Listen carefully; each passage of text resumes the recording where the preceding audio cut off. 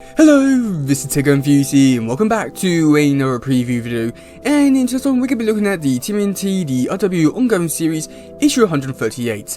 And now this one's going to be really interesting just because it's picking up where issue number 6 left off from the Armageddon game, so it's going to be really interesting to see what happens in this issue and where things go next. So yeah. Okay, so first off with the actual main story, I'm starting off in Mutant Town, and we do get to see that Hob and Man Ray are planting bombs on the walls, and, you know, there's not really so much I can really say here, they're putting up the bombs, and all the Weasels don't really agree with this because they don't really like Man Ray, because, you know, Man Ray put them in a cage and stuff like that, so they're on bad terms really. And that's when the Weasels actually decide to walk off, because they realise that Hob doesn't really care about them, they only care about the bombs and stuff like that. And Hob realises that this is actually quite a bad mistake. So then we go into the next page, which is just wow. Yeah, this honestly is really beautiful. I really do like the big action piece here, just the Turtle, Shredder, Shibre and Cuddly just fighting EPF, Utroms, mutants. It's just really, I don't really know what to say to put into words with this bit here, but it's just amazing. And, you know, just fighting a bit more, and again, it just looks really great. I really do wish we do get to see a lot more of this. I suppose though, this is just going to be a really fun fight scene, and I do hope they do show a lot more of this, because this honestly just looks really great. So then going into the next page, we do get to see more of the mutants actually coming in and helping them. We do get to see Herman, Wanda, the hippo person, they're all coming in, fighting and stuff like that. Again, there's not really I can really say too much here, but we get to see Sally comes in with a big hammer, just whops someone over the head with it, so I'm pretty sure he's dead. And again, this all just looks really great with everything with the fighting. Absolutely love this. It's just, yeah, wow, amazing. So then going into the next bit, we do get to see Cersei and also the Nova Posse. They have arrived on Bruno Island, and they're just talking about saying how they need to go to Sherelle. And they defeated some of the Utroms, and then they're about to fight some more Utroms in a Triceratops body. And that's when this one Dino Pussy called Zebulon, I don't really know too much about him, but he's part of the team, and he uses like this freeze breath type thing. And I must admit, it does look really cool, and it's a shame that we don't get to see a lot more of these characters, or at the very least actually care about these characters. But at the very least, it's great to see that I'm still actually doing something and not just being like used at one time and stuff like that. So it will be interesting to see how much they do play into this whole event, even though they're not really like main characters or anything. So yeah, it's going to be interesting to see what we'll do here.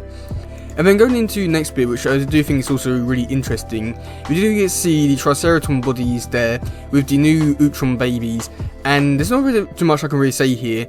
And then we do get to see that Sherelle comes in and says they need to step away from them. Now, I'm not too sure what Sherelle's plan is with the Utrom babies, or what his plan is with these Triceratops bodies. I think it's anyone's guess really in terms of what it could be, but I think that he's trying to build up more armies and stuff like that, and trying to, I'm not too sure what he's doing with the Utrom babies and stuff like that, so it's really interesting to see that he's doing some of this, and I'm really interested to see how things could play out, because, you know, at the moment, they could, like, Nova Posse and Cersei could potentially like destroy everything and stuff like that. So I think it's gonna be interesting to see what they do here and how things play out. But I must admit, overall, with this section here, I'm not really looking forward to this bit. And not trying to say it's a bad bit, but I'm just saying that these characters aren't really overly important too much.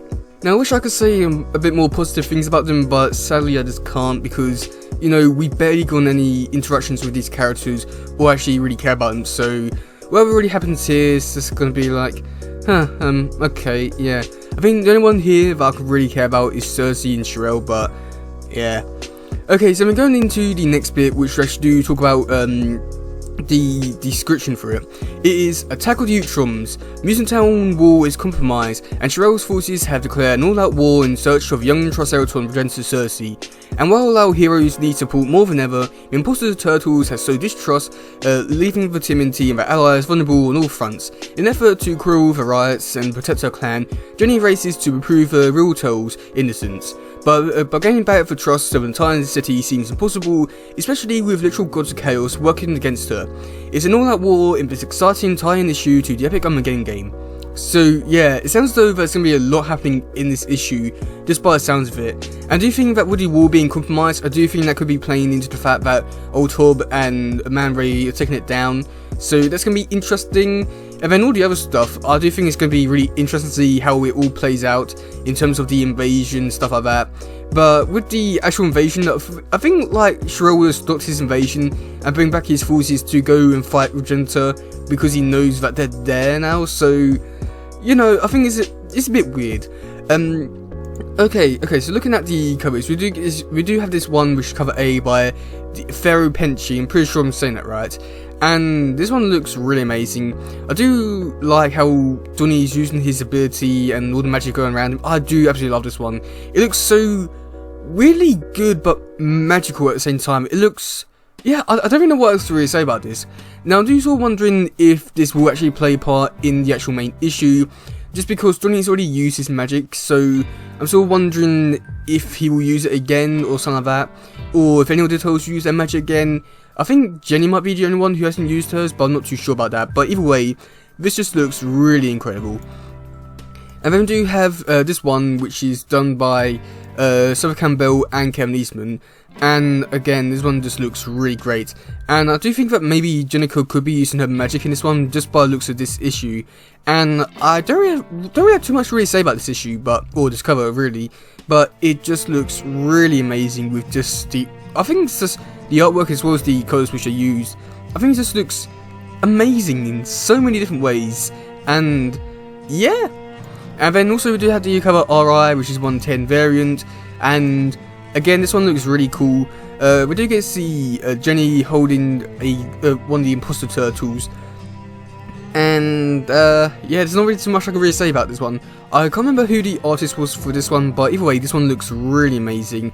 I do like the artwork for this one. I would really like to see this artist come back and do like an actual issue, because again, this one looks like really amazing in so many different ways, and it's like really unique and really stands out.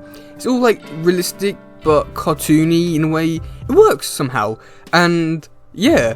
Now I must admit, I do think I probably would like to try and get this cover as well as this one as well, just because they do look really amazing. The Kevin Eastman one is okay, but you know, it's nothing compared to like this.